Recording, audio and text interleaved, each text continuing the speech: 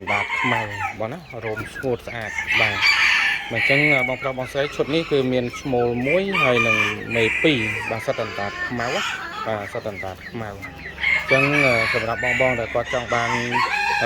ពូជសេម៉ានីសតបាទខ្មៅហើយកម្រិតខ្មៅរបស់វាគឺល្អបងប្អូនអាចមើលវីដេអូនេះបានបាទអញ្ចឹងគឺបាទនេះសល់មួយគូនឹងទេបាទសល់មួយគូនឹងទេហើយតតាប្រផេះបាទក៏យើងនៅសល់នេះមួយគូដែរហើយធំហ្នឹងអាយុវាចូល3ខែជិត4ខែណាបាទ3ខែជាងហើយបាទបាទអញ្ចឹងនេះមេរោមរាច់ដែរអានោះស្មោបាទនេះសេម៉ានីបាទរោមស្ងួតហើយតាខ្មៅសកមវាមិនថាប្រផេះឲ្យខ្មៅសកម